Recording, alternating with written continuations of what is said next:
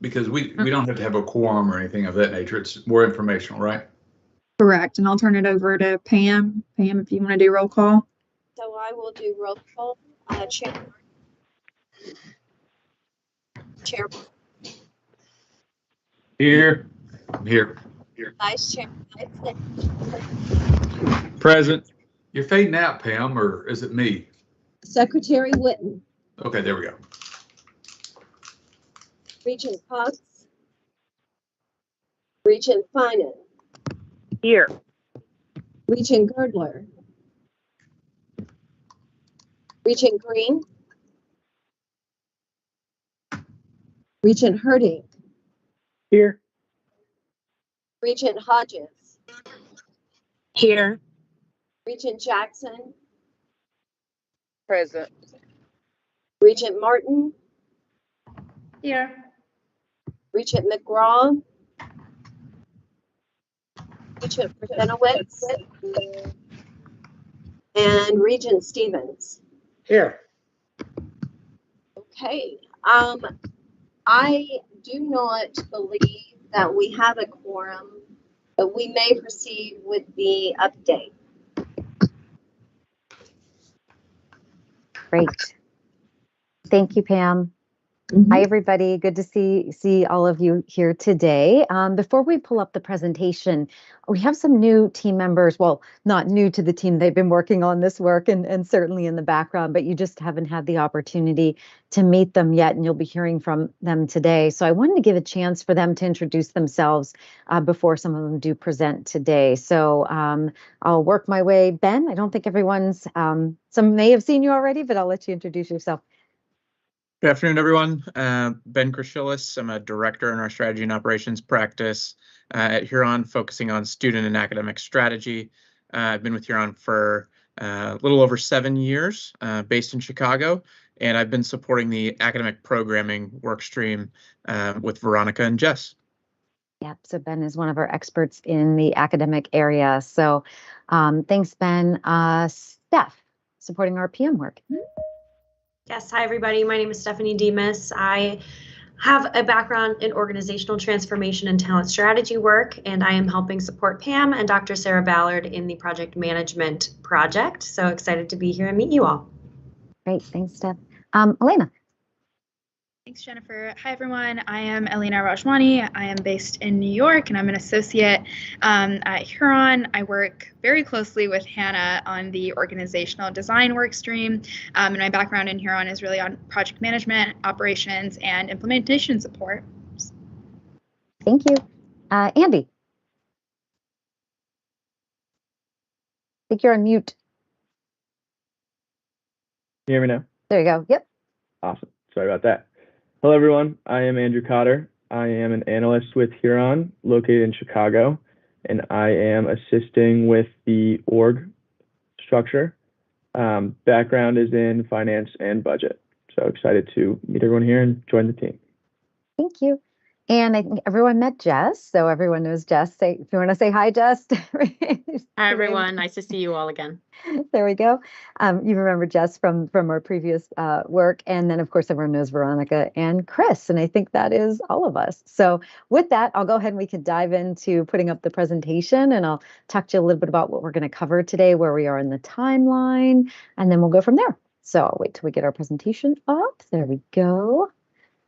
All right, so what are we talking about today? We can go to the next slide. I'm going to give you an update on kind of where we are, as I said, in the project, and then we're going to break down each of the 3 specific areas that Huron is supporting and working hand in hand with KCTCS on the work. So that would be our project management support. You just heard Steph introduce herself. She'll be talking about that. Our organizational structure and services design, our academic programming deep dive. So you'll get a nice kind of high level overview of really where we are and those. And then, of course, we'll talk about next steps and what you can expect to hear from us in the next meeting that we have together. Go to the next slide. So here's where we are in the project. You can see we are in November now. So if you kind of follow along onto where we are, we've got we're knee deep in the work of all of the areas, actually, working through the org work. We deployed our HOS, our administrative activity study. And so we're analyzing that work and applying that to what we think would be some good options for you in some organizational structure and services. And just as a reminder to everybody for Haas, and we'll certainly talk more about it, that was deployed broadly. Fantastic participation by all of the colleges. So that we have really, really great data there to be able to analyze the work there. So we truly appreciate the support, Pam, that you provided and that was provided by all and by the presidents in ensuring that the surveys were completed. So we have a nice solid data set to work with. And then, of course, our academic program deep dives. We've had numerous meetings. I think it's just completed number 4 of the various meetings that we have with the council, the workshops. And so we'll be able to share the overview with you for that as we work through together towards the end of the year. We'll go to the next slide, talking about governance and kind of where we are as far as all of the work streams, who's leading what. Just as a reminder, of course, we have the PLT. And then for the work streams that we're talking about today, those 3 areas, those are the ones that I mentioned Huron is partnering and leading with KCTCS. So Hannah and Pam, of course, are leading the org structure and services. Pam and Dr. Ballard, who has recently joined, or maybe not so recently anymore, the last month or so, as the project manager. We're so enjoying working with her and really happy to have her as we're transitioning those duties, as we promised before, the teaching how to fish, as Pam has coined it, and we continue to think about it that way.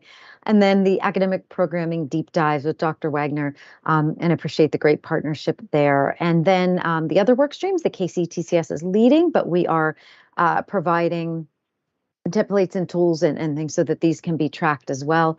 As Dr. Ballard's working with that is the space utilization, the capital construction, the strategic sourcing, and the data strategy. So certainly more to come on those first 3, in which I will turn it over, unless anyone has any questions, I'll turn it over to Steph to start talking about our project management and where we are there.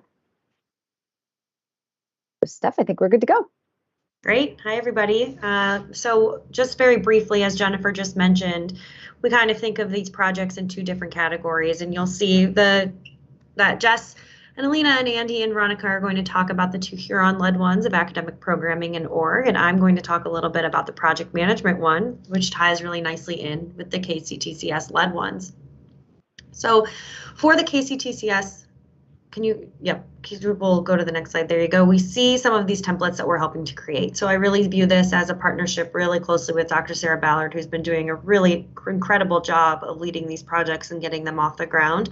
We're there to provide that scaffolding and that support to her, as Jennifer's saying, kind of teach them how to fish and really make sure that these are sustainable projects that are achieving the goals and getting through the scope that y'all would like them to get through as you prioritize them from the first phase. So some of the things on this slide, you see the change management and communications plan, a template around meeting agendas, project governance charter is a really important one. These are things just really setting the norm to make sure that these projects are on a really solid foundation and make sure that they are accountable and getting the work done on time and on budget. Right now, the projects that are being led by KCTCS are the ones that are under the PMO umbrella, but the idea is that this work stream with Dr. Sarah Ballard and a new project coordinator coming shortly will continue to bring projects under their umbrella going forward and continue to grow and support the system. With that, I will hand it off to my colleagues to talk about the organizational structure and services project. Sounds good. Thanks, Steph. So the next few slides will really focus on the organizational structure and services work stream that we've been working on, particularly the Huron Administrative Activity Study, or HAAS, as Jennifer noted earlier, and then we'll touch on what's to come and what you can expect in our in-person meeting in December.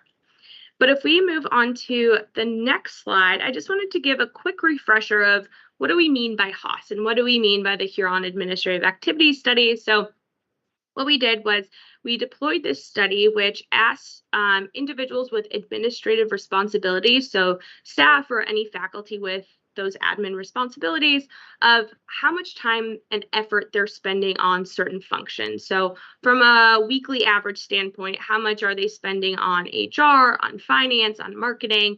And then within those core functions, how much time are they spending on certain activities? So if someone noted that they spend 10 hours on HR, within that, what are they spending those 10 hours on? Is it class and comp? Is it talent strategy, onboarding, etc.? And so all of this data in aggregate really provides KCTCS a holistic view of the administrative effort and really allows KCTCS to answer these 4 questions that you see here. So I'll start in the upper left-hand corner of scale. So what is that effort across the board? What is the effort within the colleges? What is the effort within the system office? Going clockwise, fragmentation. So what fragmentation of roles exists? Is the work being done via a more specialist role? Is it via a more generalist role? Consistency, how consistent are roles with similar titles? And one thing that I do want to note here is when we share out some of these analyses in future conversations, we do just want to note that this is based on the current state, and we recognize that the comp and classwork that all of you are partaking in and in implementing in the future will address the consistency aspect as well.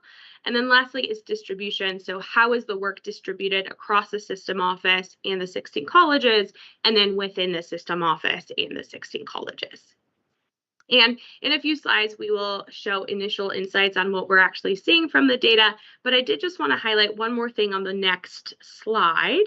And this is really the resources that KCTCS leadership and Huron provided participants. All of the effort that you see here, and I'll touch on all of these, was really intended to highlight how to actually complete the study. So walk through what it means to complete the study, what the purpose of the study is.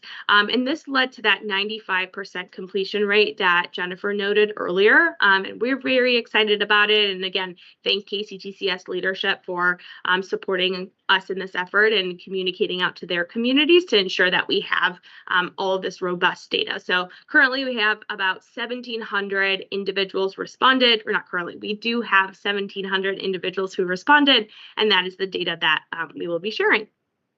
But I just wanted to call out the few resources in particular that were shared. One is communications from the presidents. So in aggregate, the presidents sent over 30 emails to their communities, again, describing the purpose of the study, the need to complete the study, and any additional resources that are available to folks.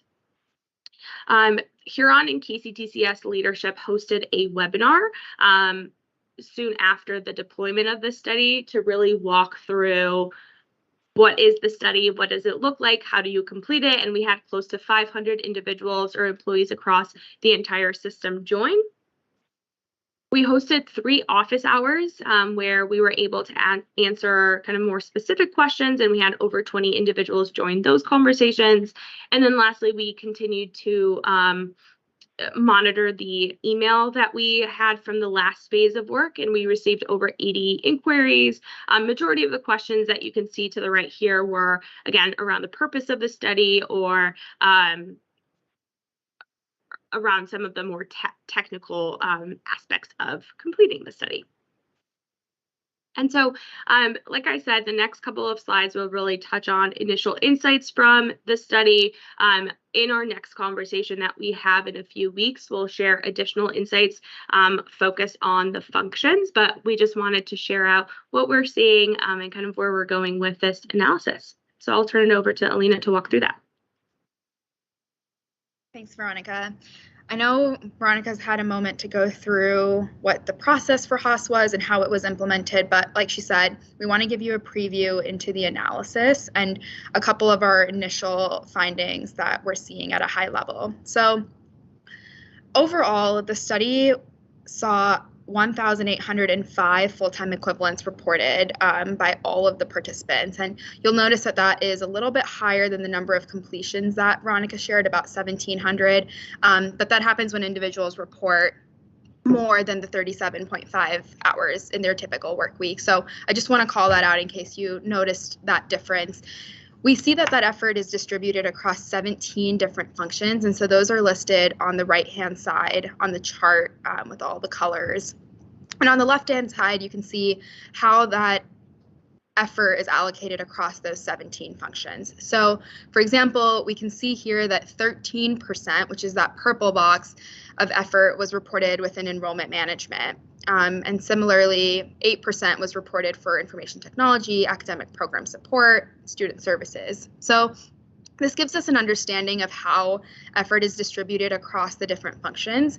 And overall, we see that that total effort represents about $131.7 million in compensation. That again includes both base salary and the fringe rate, but it does give us an understanding of the amount of effort that is going into the administrative activities across KCTCS. If we go to the next slide, we can look at the effort from a slightly different viewpoint. We can see how each college and the system office has effort allocated across the 17 different functions. So if you see here on the right-hand side, again, you'll see the 17 activities that you saw on the previous slide, and on the left-hand side, you can see all of the different colleges and the system office. Each bar represents the different levels of administrative effort for each of the functions. Two things I'll note here. One, we see a lot of similarity in where the largest amount of effort is concentrated. The first bucket is general management and administrative support, which we would anticipate since this includes things like program planning, supervisor management. It also includes travel during your workday between tasks, perhaps. The second largest category is enrollment management, and that's pretty consistent with what we saw in the last slide.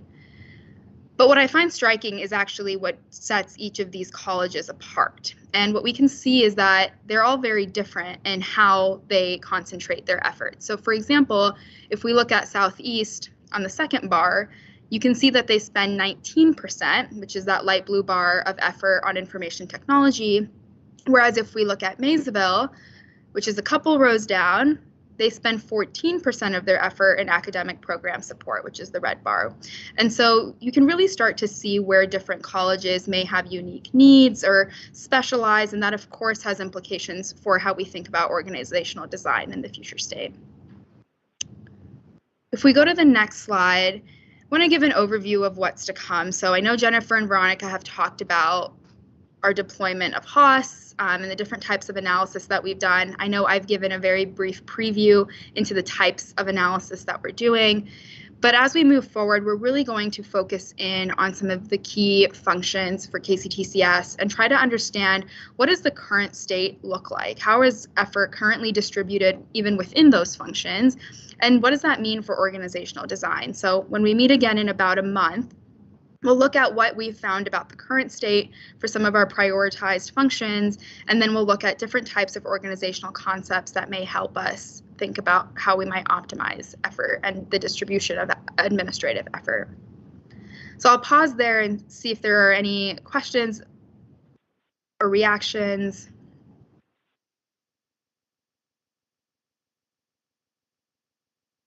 Okay. Well, we're always open to follow-up questions, but for the time being, I'll pass it on to Jess to talk us through academic programming. Great, thanks, Alina. So the next few slides are going to highlight some of the key takeaways from our conversations that we've been having on the academic programming workstream. So if we go to the next slide, I first just wanted to give a quick overview on the timeline of this work and what we've been doing with the academic programming workstream over the last few months. We really see this as two primary goals of this workstream. The first is around having each of the CAOs review their college's academic portfolio with their respective teams. Last month, Huron and Dr. Wagner met with each CAO individually to provide them the college-level data from their first phase of work. As you may recall, the bubble charts that we shared from the Cost to Educate model. And we did this with each of the CAOs from that college perspective, and also posed some strategic questions for them to consider as they think about their academic portfolios, such as where they might want to invest, restructure, or share resources. And then following those meetings, Dr. Wagner then shared an exercise with them to complete that really kicks off some of that more detailed CPE program review process. And the ask is that each CAO work with their leadership teams to begin to evaluate their academic portfolio, and we'll touch on that in a few slides. But the second goal of this work stream is the facilitation of workshops around those prioritized opportunities that were identified in that first phase as well. We've completed all 4 workshops as of yesterday, and we'll highlight the key takeaways from the first 2 workshops, which focused on program inventory management process, as well as program offerings with low and high completion. And then the final 2 focus on faculty expectations and section enrollment sizes. And so by the end of this work, Huron will provide some key insights, observations, and a few recommendations from those workshops. And of course, KCTCS will continue to have those conversations around their academic portfolios as well. So we go to the next slide. As I mentioned, we met with each of the college's CAOs individually to walk through the outputs of the cost to educate model at that college level, primarily focusing on the relationship between those program level costs, student demand, labor market demand within their service region across Kentucky and against their KCTCS peers. And during these conversations, we were able to get just a better sense of some of the barriers, needs, considerations that each college has to keep in mind when thinking about their academic portfolio. And the 5 that you see listed here around course fees, equipment costs, external factors, faculty availability, and program sharing came up multiple times in those conversations. And we just wanted to call attention to these. I won't go through each of them in great detail, but just wanted to highlight a few, really just the first 3 that you see listed here. First, our course fees. I recognize this also came up during our last phase of work, but CAOs and some of their teams mentioned that the cost of certain technical programs often serve as a barrier for growth, and noted that there is this desire for additional course fees or some type of differential tuition for those technical programs in order to cover those high costs. And then relatedly, those high cost programs are often driven by equipment costs like getting lab supplies or vehicles, which can certainly be difficult to then expand or grow programs when it could cost tens of thousands, if not hundreds of thousands of dollars for a single piece of equipment. And so CAOs mentioned that equipment costs can often serve as that barrier, but also noted that there may be potential for some equipment sharing to take place to collaborate with those colleges. And then lastly, just another common topic that came up during our conversations was factors outside of the college, such as a natural disaster or requests from the community that can have a relatively strong influence on their decisions around program creation, expansion, and suspension. We've heard new employers might come in the area and expect an increase in job opportunities within a specific industry, which can cause ripple effects to the colleges in order to offer more programs or courses within the occupational pipeline. And so moving on to an overview of our workshops, starting with workshop 1, this one focused on, again, that program inventory management process, just getting a better understanding of how programs are ultimately launched, expanded, or suspended across KCTCS. So we spent some time discussing how that current process takes place, how roles and responsibilities are broken down, what data is used, et cetera. And like our individual conversations with them, we have a couple takeaways here. I'll highlight a few. The first is we heard that a lot of different individuals will often communicate program proposal or progress information to the system office, such as a member of the curriculum review committee or a faculty senate member, of course, as opposed to the chief academic officer. This may then prompt the system office to confirm some of those decisions when moving forward, which could ultimately slow down the process. So talking about some of the more clear and consistent handoffs that might take place during the various stages of that program inventory process. And then the next one I want to highlight is in that top right corner.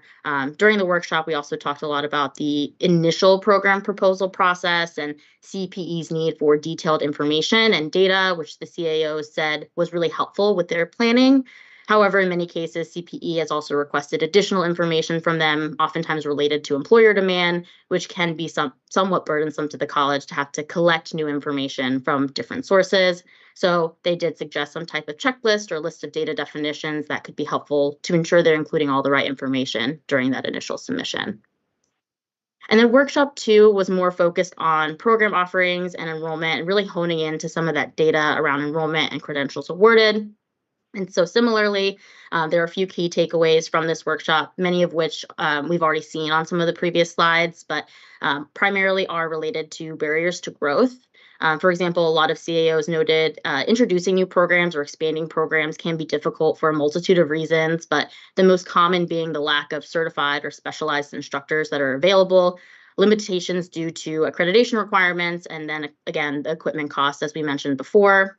And they also acknowledge that there are benefits of sharing programs across colleges, and did provide several examples of how this was already happening.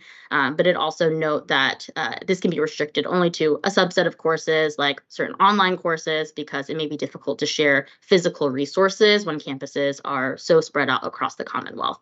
And so at the conclusion of this workshop, we did introduce that program review exercise with the CAOs, as I mentioned earlier.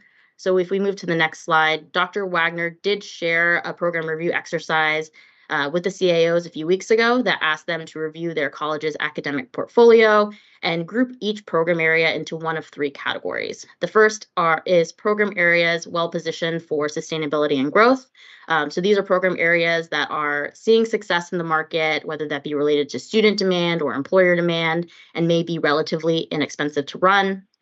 The second are program areas that are worthy of strategic investment. So these could be program areas that are seen as some of those mission critical programs for the organization or the community. And again, also seeing some strong demand from students and or employers.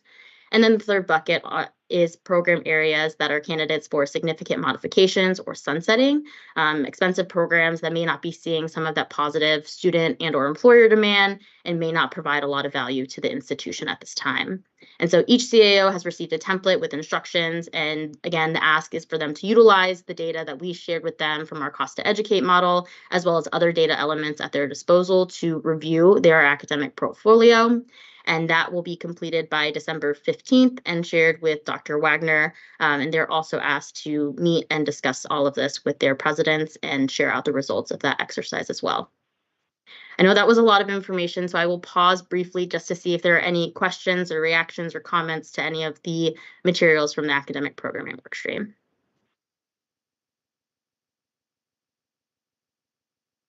Otherwise, I will pass it to Veronica to go through our next steps.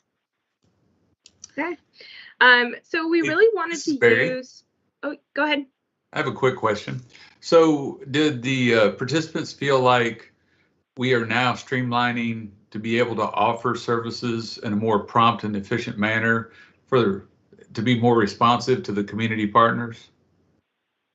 Do they currently feel that way? Is that the question? Well, currently, and do they feel like this is making headway to improve our efficiency of that? They do. During our conversations, they have expressed that some of the work that we've been currently doing has certainly helped, especially with the program review process and understanding what those current needs are. They did mention that in some cases, some of it is a little bit reactive right now, but again, having these conversations has been able to point out which areas require some more focus. And I guess you guys are collecting that information and will help us make it more streamlined, right? Dr. Wagner will receive all the information from the CAOs, and we will provide her some guidance of what those next steps may look like. Okay. Thank you. Mm-hmm. And I do want to reiterate what what Jess has alluded to, but also what we talked about on the first phase of, especially around the academic portfolio with the Cost to Educate model of providing the CAOs with the data and the information, but ultimately they have the context and the additional community need information that they have. And so we've presented them with this template, but Dr. Wagner will ultimately be gathering all of this information, and the CAOs will be making the decisions on what their portfolios will look like.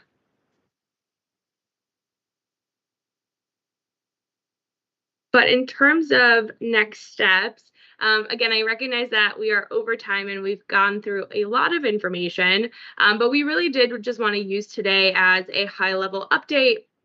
And we will work with Hannah to make sure that you all have these materials. So if any additional questions come up, please feel free to reach out. But in our next conversation, which will be in person and we'll have additional time to review, the purpose will be to share any additional insights from those AP workshops, as just mentioned. So focus on faculty expectations and focus on section enrollment sizes, touch on next steps there. And then we'll also dive into greater detail on some of that org analysis that Alina walked you all through, as well as touching on organizational concepts, on next steps for KCTCS when it comes to org. But I just wanted to pause there. Any closing remarks from, yes, Regent Stevens? I have a question in reference to your observation with the community colleges. And we have a new president coming on board 1 January.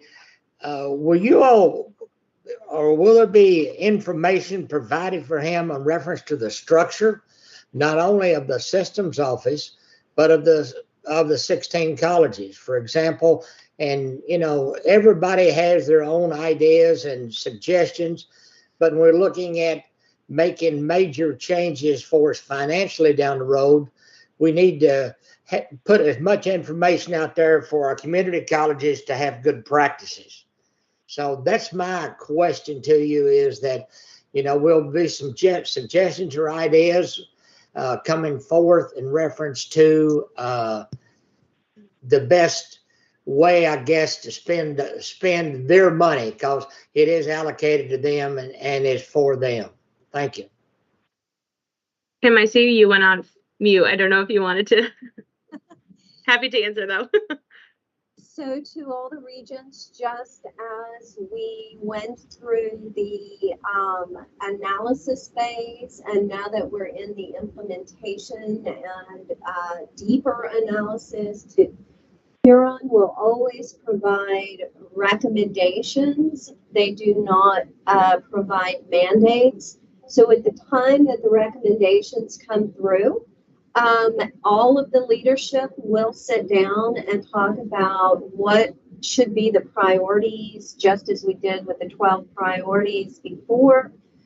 Now, out of the deeper dive into all of this and the kind of sub-priorities or sub-opportunities will come our opportunity to decide what it is that needs to move forward first, second, third, fourth.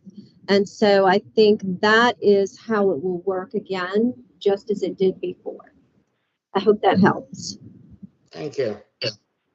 And just to comment on your question specifically about the new president, we are working on scheduling time with him prior to his formal arrival, just so we can keep him apprised of everything that's happening on this work.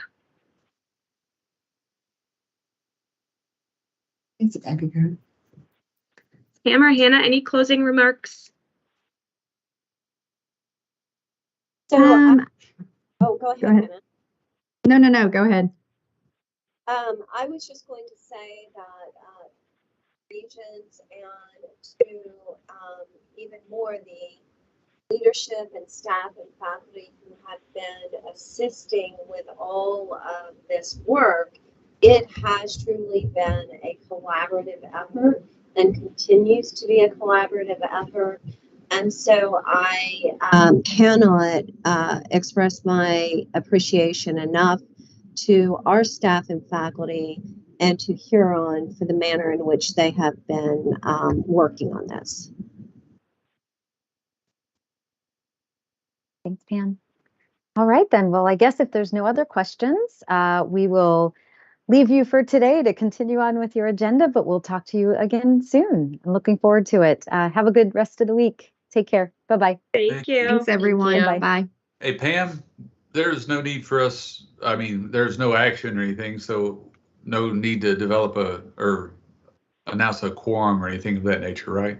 We did end up having a quorum, and we did have, I thought, some approval of minutes here, but those can certainly wait until next time, and we can adjourn.